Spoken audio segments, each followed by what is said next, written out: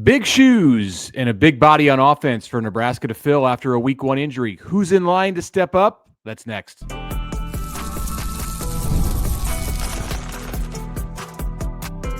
You are Locked On Nebraska, your daily Nebraska Cornhuskers podcast. Part of the Locked On Podcast Network, your team every day. Hello, and thanks for making Locked On Nebraska your first listen every day. We are free and available wherever you get podcasts and on YouTube, part of the Locked On Podcast Network, your team every day. And today's episode is brought to you by FanDuel.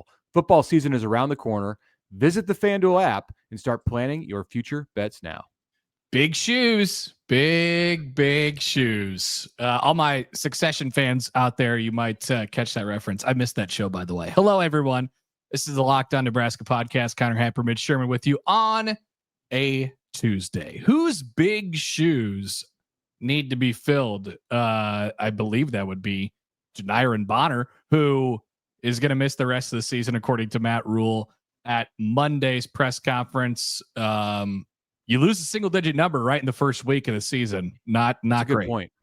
That's a good point. And, the single digits, I think, are impactful for reasons that go beyond the field of play. And Jiren Bonner, torn ACL, out for the year, got hurt on the play where he fumbled the ball out of bounds.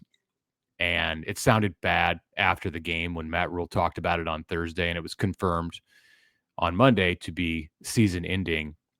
He's still going to be around, still a force for Nebraska in the mental aspect of the game, but clearly you're going to miss that guy on the field. It's almost like three players because Bonner can come in and play the wide receiver spot. He's the backup in the slot behind Ja'Cory Barney, who really gave Nebraska just a totally different look than what Barney presented. So that was a benefit for Nebraska because for matchup purposes, where you have one out there and you switch and all of a sudden the defense has got an issue.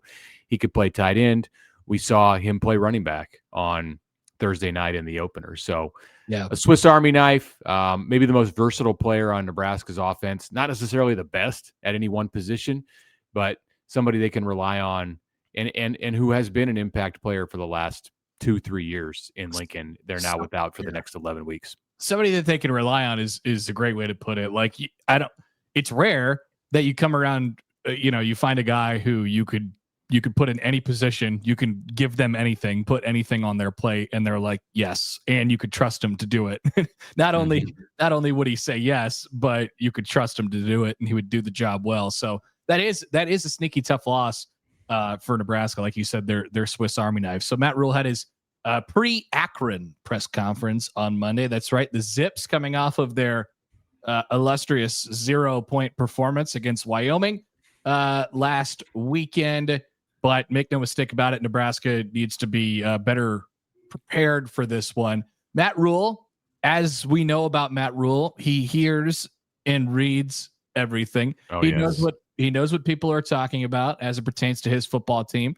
And he's had a chance to watch this game probably 150 times by now. And basically his press conference today, a large portion of it was devoted to tell us that we have the wrong takes on the football kind game of place, kind of on Thursday, which that's cool.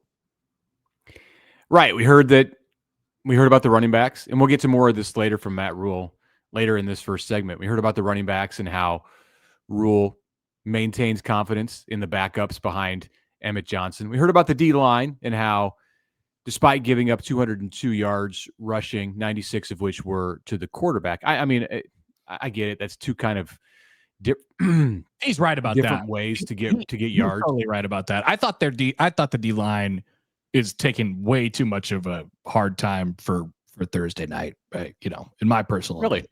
Yeah. Okay. I'm not necessarily on board with that. I maybe would be if it was the quarterback run game and that was all that Cincinnati did on offense, or if the D-line was harassing him in the pass game. I didn't think the D-line made a giant impact in any way or shape. So let's talk about this for a second. So I think the thing is with it is that they're not as big as they were last year. Mm-hmm. So it's just different fundamentally from what it was. And so in order to play the defensive style that Nebraska wants to play, especially up front, they just have to have guys in the right spots. And it takes a full unit kind of communication. And all of a sudden, if one guy's not, then the run lanes get really big, really fast. So I think Nebraska will, when the field gets a little tighter and not so spread out, like it was on Thursday, I do think they'll hold up relatively well. And I thought altogether it was generally a pretty dang good defensive performance. So yeah, I think that'll turn out okay considering the team that they face and the quarterback they face. I know that team is probably Cincinnati is probably not going to be very good this year, but just in the styles kind of make fights. And I think that wasn't exactly the right matchup for Nebraska, if I'm giving them the benefit of the doubt. They're a tough team to play. I will give you that. I will give Matt Rhule that. On both sides of the ball, Cincinnati was an interesting matchup for Nebraska, and there's a big style difference between the Big 12 and the Big 10. And he's right in saying I hate doing that. Oh, he's right. Coach is right. It's like, really? Thanks for letting everybody know that. Like Cincinnati, the outside zone run game, the quarterback run game, scramble game, and then the hurry up that they threw at Nebraska tempo in the second half. These are all facets that are common in the Big 12. And if Nebraska was a Big 12 team, it would have a defense structured to stop that kind of play. The scheme would be suited to defend that. It's not like Matt Rhule couldn't do it. He's had to do it before. He's played the defense it's like Cincinnati's defense is better suited or well suited to stop Cincinnati's offense, I would say. But Nebraska's is more structured to play Big Ten teams. Regardless, if you are a high-level football team, you should be able to handle Cincinnati better than Nebraska did. So let's move on and continue to talk about the narratives that Matt Rhule was dispelling at his press conference on Monday, because we are no longer in Cincinnati week. It is Akron week. Did you see, by the way, what Houston Christian did, Nebraska's FCS opponent next week? Yeah, I saw a tweet from our dear friend Michael Brunts. They scored like 100 points or something like that against the NAIA team. Was it NAI? Yeah, it was an Arkansas directional school that I had never heard of. It was 69-0. So very cool. Look out. Very nice. Look out for Houston Christian coming into Lincoln next Saturday. So in addition to the conversations about the running backs and the defensive line, we also heard from Matt Rhule on the special teams and what the narrative is there about the special teams. We will get to in the second segment of this show. I want to talk for a minute here before we get to the first piece of Rhule audio about what can happen in the absence of Jiren Bonner. And on the depth chart at the slot receiver spot now is Keelan Smith, the redshirt freshman. He's going to play that position behind Ja'Cory Barney, get some reps for certain that would have gone to Bonner. But there is a different player who is perhaps most in position to step up now that Bonner isn't a piece of this. Maybe now the most versatile player on the Nebraska offense, who has a skill set that is not in any way identical, but like in the same mold. Yeah, in the same mold as Jiren. Who might that be? Well, is Matt Rhule going to tell us? Should we get to? Is that in the? No, clip? It's not in the clip. Okay. I thought the clip was about running backs. Okay. Carter Nelson. Does that sound like Carter Nelson to you? It is Carter Nelson. Yeah. Yes. Not really a factor in the offense in the opening game. They've been bringing him back slowly from the hip surgery that he had in the offseason, working him through camp. It sounds like that progress or the progress that they want to see from him is going to be accelerated at this point. Yeah, that's good.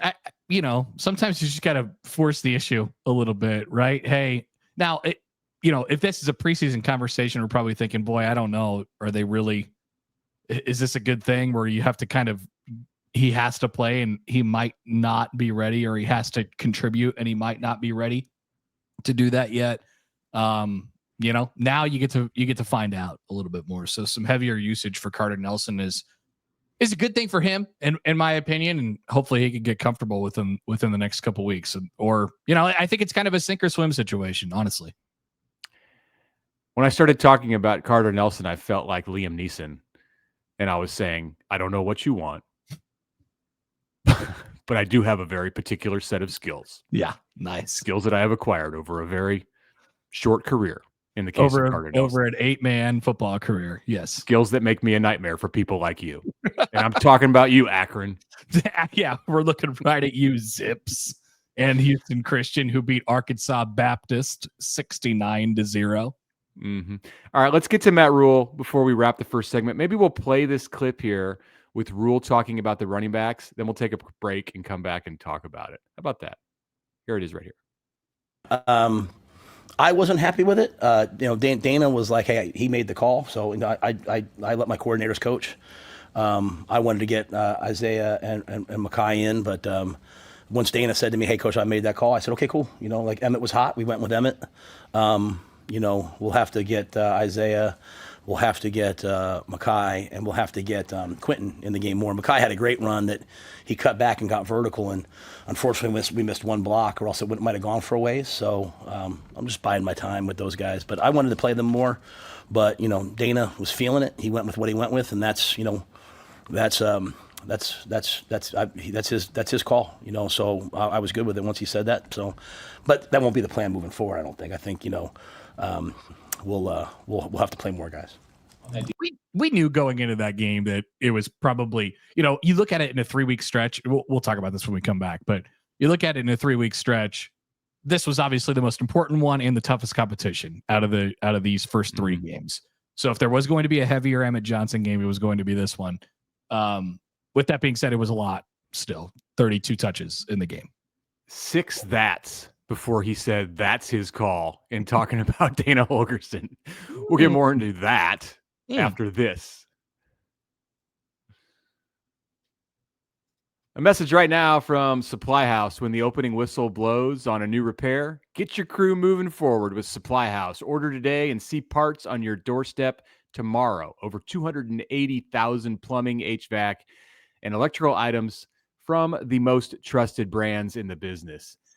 Supply House's real-time inventory and honest lead times keep you from punting projects, while their industry-leading customer service always has your blind side covered. Do you need a part fast for a project? Supply House has next-day delivery. Talk about a game changer. The Part Finder tool in 3D schematics can save you hours on jobs when every detail matters. Join the free Trademaster program today and score serious perks like priority shipping, lower prices, and dedicated live support.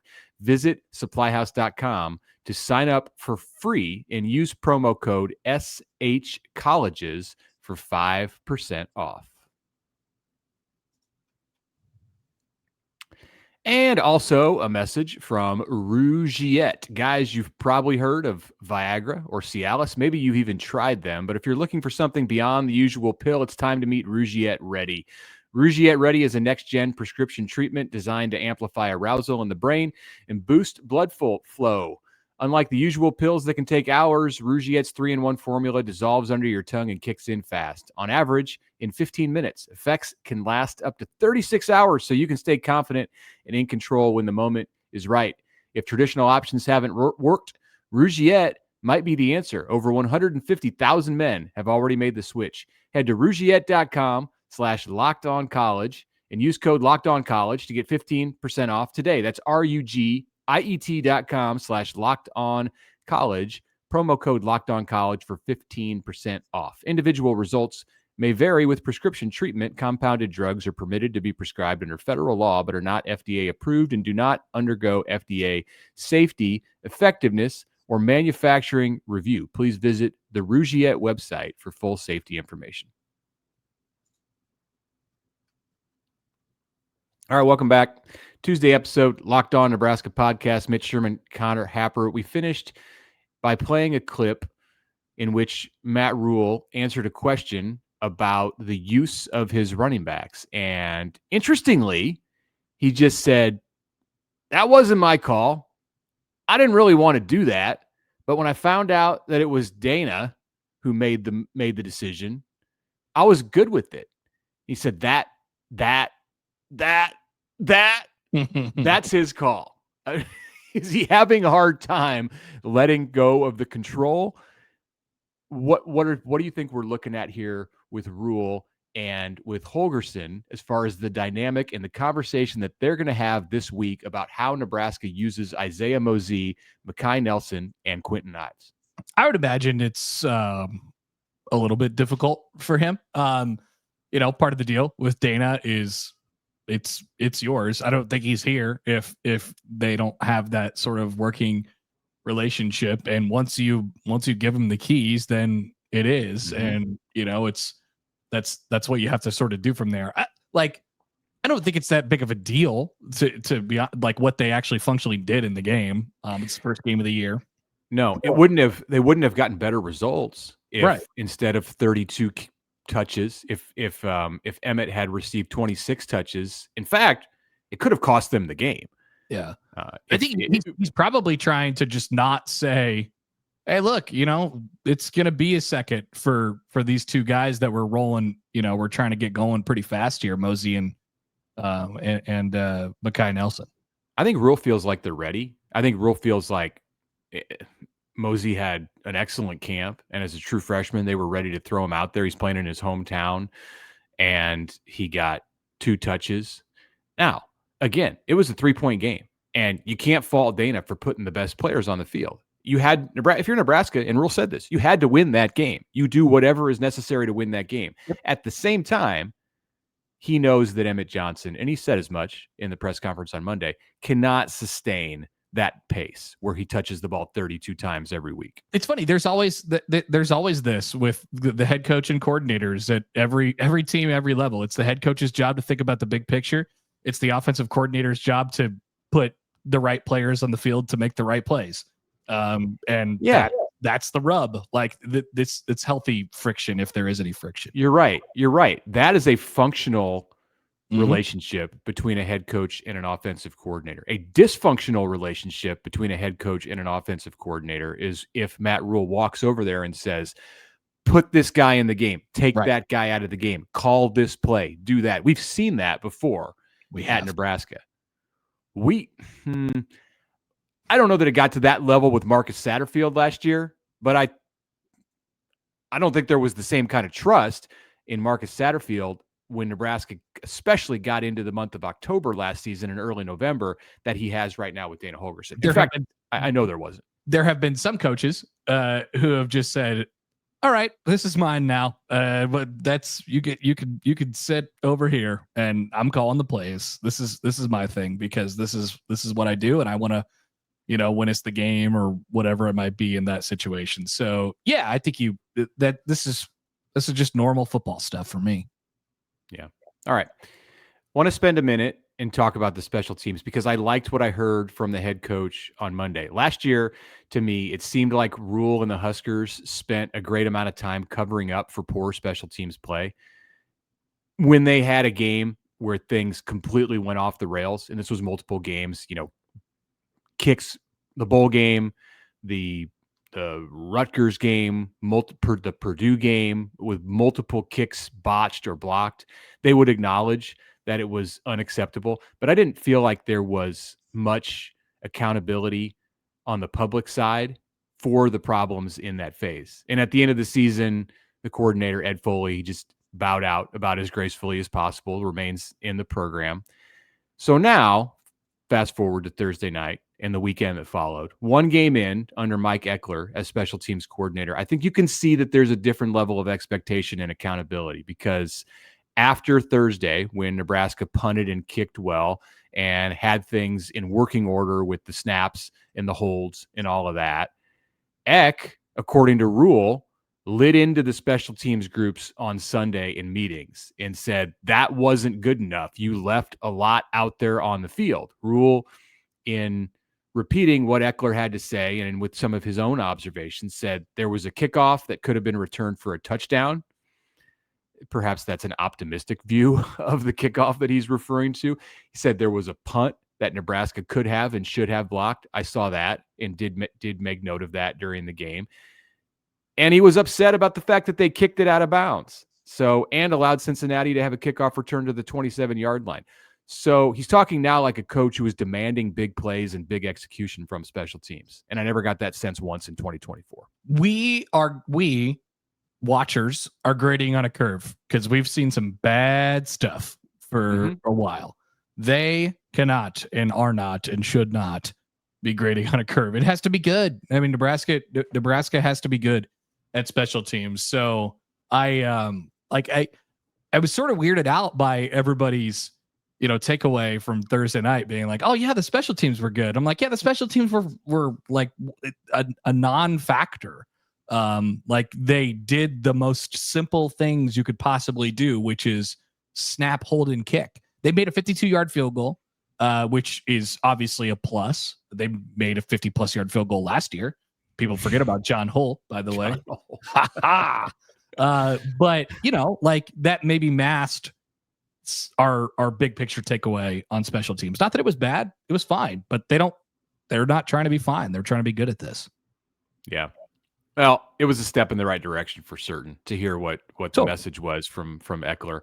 That was repeated by Rhule today. I'm sad that we're not going to get to talk to Mike Eckler on Tuesday. They're just going with the offensive and defensive coordinators. Mike does jump in sometimes in the TV interviews with his players. I don't know if you saw the interview with Archie Wilson where Eck is just standing there with him after the game. So maybe we can get him after games, just like unplanned in a way that doesn't exist under the rules of media availability at Nebraska.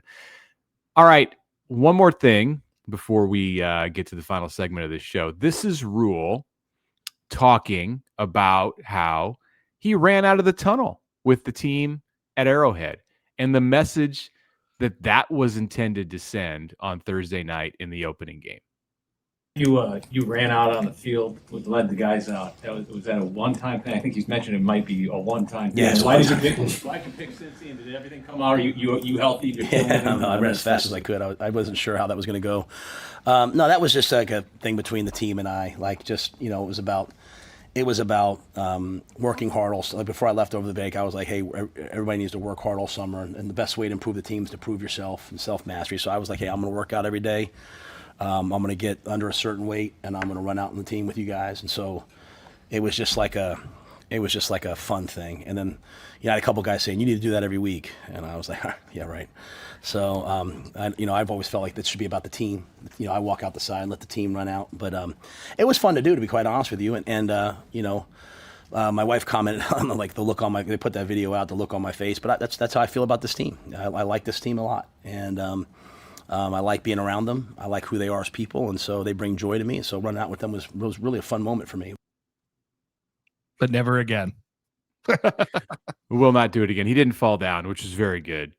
I'm glad that he performed that duty as gracefully as he did at age 50, way over the hill at age 50. Spoken by a person of the same age. He almost looked like he, donated $15,000 to the athletic department and won the opportunity to do that or something like that.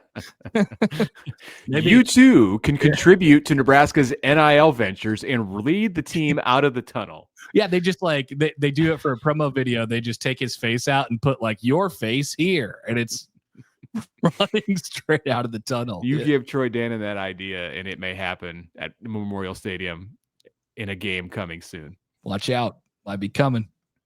All right, let's take a break. We'll come back, wrap up this show, talk about how happy Matt Rhule is to be at home on Saturday night. But first, we'd like to thank you, of course, all for listening to this pod, whether it's every day or just chiming in during the season or maybe once a week or something like that.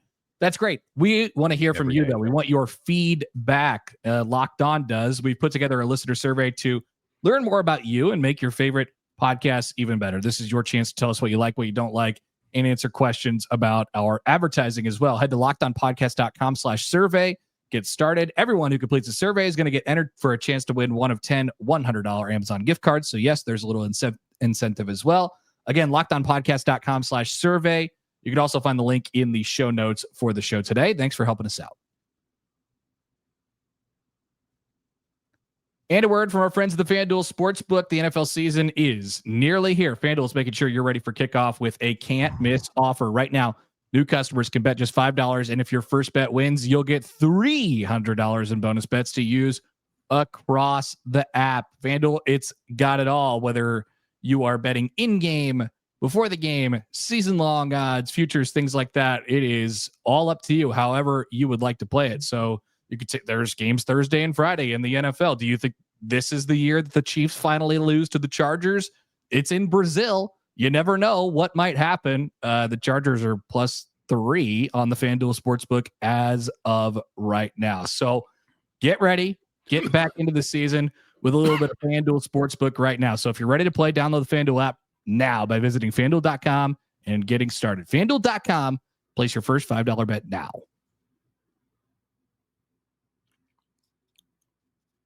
All right, welcome back. Connor Happer, Mitch Sherman with you. Everything's okay? Yeah, I was looking for the mute button there for a second. Choked on some water. Didn't quite find it. Choking on water. Everything's okay. I'm fine. Just continue the show. All right, we're off to a good start in the season here. So, as you mentioned, Matt Rhule, he loved Kansas City. He loved the environment that they were in. It was different. It was unique. Maybe they'll do that again someday, something like that. But he really likes playing night games at home. Here's Matt Rhule on Monday afternoon. Stadium with all your fans here. I can't wait. I think I don't know if there's anything better that I've been a part of in my life than a night game at Memorial Stadium. It's unbelievable. So yeah, Thursday night was awesome. I loved it. Like it was, Andy Reid shakes all of our players' hands, talks to the team, right? Like, Patrick Mahomes is on the sidelines. Like, Travis Kelce, Taylor Swift. Just the who's who. Our fans showed up. They were so loud. So it was amazing. I just can't thank them enough. I'd love to go back there, to be quite honest, and play another game there at some point. But I love Memorial Stadium, and I love being at home. And, even though it felt like a home game, there's still for a lot of our guys, first time checking into a hotel, getting on the bus here. Like, there's a lot of different things that go into traveling, right? I say this not as just as something I always have to deal with. Like, we are still a really young team, and there's a lot of new guys. It's like, hey guys, this is what you do at the movies. This is what you do here. Like, so it was good to get that out of the way. But to be back at home, I think is going to be amazing, and I can't wait for the light show. We're doing the light show. I can't wait for the light show. I can't. We better do the first year I was like, stop looking at the light show, and the second year I was like, just look at the light show. That's amazing. So yeah, I just can't wait. So my wife, as a Lincoln business owner, loves the night games because she has all day for people to go in and get their hair done, and so I know it's probably good for the local economy because people are in town all day and spend the night. But I just can't wait to be at home. I can't wait to play in front of our students. Man, he's always thinking about the big picture. Always. Go check out Julie Rule's Dry Bar. Since it's a night game, she's going to be able to get you in more appointments, more open slots out there at South Point Pavilions. That's great. That's excellent. I like him just giving in on the light show. It's like, that's all right. Everybody else is just go ahead and look at it. Everybody's looking at it. Just check. Well, also, he didn't know he was unsure. Are we having a light show? Yes, they're having a light show. He later said that part of what he loves about home games is that Nebraska can do its version of what we saw at Arrowhead, but instead of it being Patrick Mahomes and Travis Kelce, it's Ndamukong Suh, it's Mike Rozier, it's all of the ex-Huskers, their famous fans can come to games. And he then said, if it was up to me, we'd have 1,000 people on the sideline for every game. And I then peered into the corner of the room at Keith Mann, Nebraska's media relations director, who's in charge of the sideline, or at least one of the people who's in charge of determining who is down there on the sideline in pregame. And at that point, Keith is like, all right, no, we're not going to have 1,000 people on the sideline before the game. Let's just get that out in the open right now and end this press conference before things get out of control. I have to have Keith Mann and Seamus McKnight do their own press conference about, who's allowed where on the sideline. You have to get behind the white line. You can only be in a certain spot. What? And there are not going to be 1,000 people down here. There was a game last year where I was just kind of wandering, and I knew the rules, but I was just kind of wandering around. I was definitely not in the right place. And Seamus caught me like a hawk. He was like, "Hey, you're not supposed to be over here." I was like, "Oh, really? Dang it!" I walked back over to the spot. So that's what they have to deal with. You can't get Clowns around like him. me. You can't get around Seamus. No. He's got that job down for certain. Oh yeah. So no, that would not be good for them if they put 1,000 people on the sideline. I think Seamus is in charge of the Archie Wilson PR campaign. So he's handling all media requests for Nebraska's freshman punter, deciding who they're going to grant access to in the Archie campaign 2025, wherever that is headed. So hopefully we'll hear in some form from Nebraska's freshman punter this week, leading up to his first experience at Memorial Stadium. I know Archie wanted to kind of keep it toned down just a bit after the introduction that he had with Nebraska fans in preseason camp.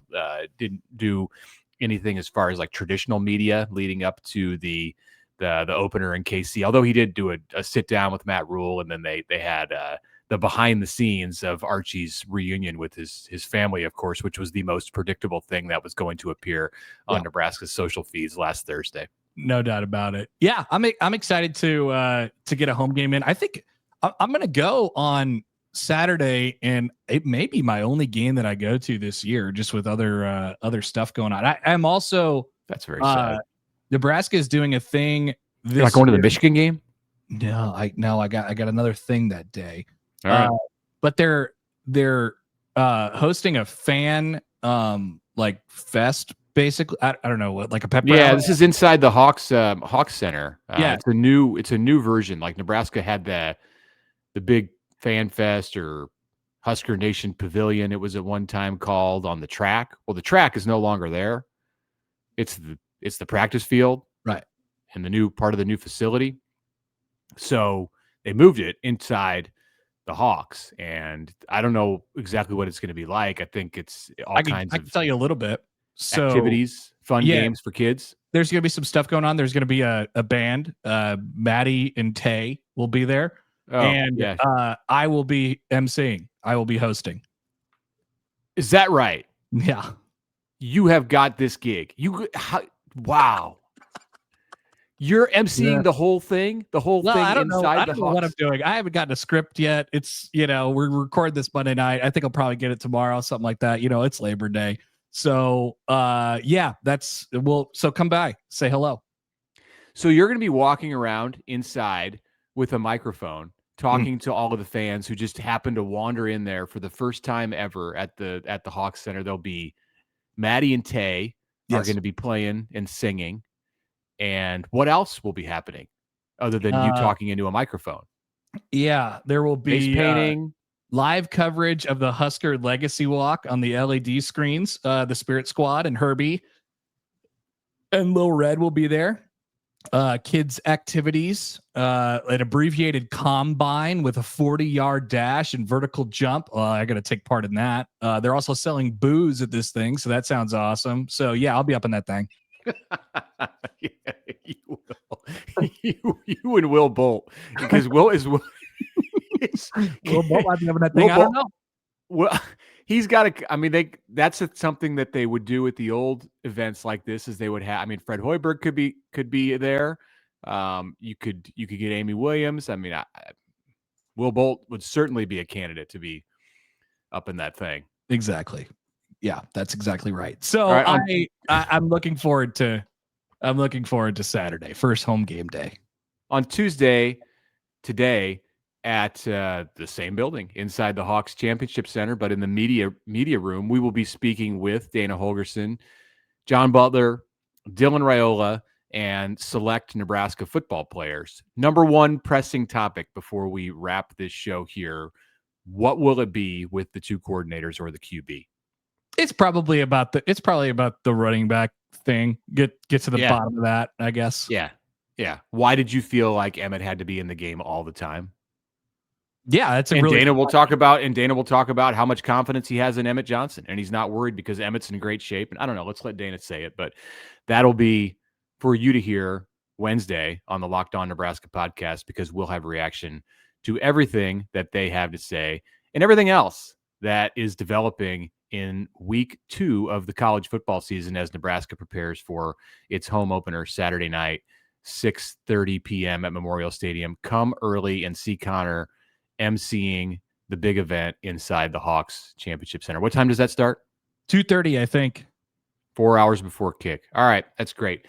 It's a big moment there and a big moment right now on Locked On. College football fans, Locked On and Fire TV present College Football Kickoff, your ultimate college football weekly preview. Drake Toll of Locked On Big 12 leads the conversation along two-time AP Coach of the Year, Gary Patterson, former college stars Jesse Holley, and Locked On's local experts. A college football preview only Locked On can do. Catch College Football Kickoff every Thursday throughout the season, only on Fire TV.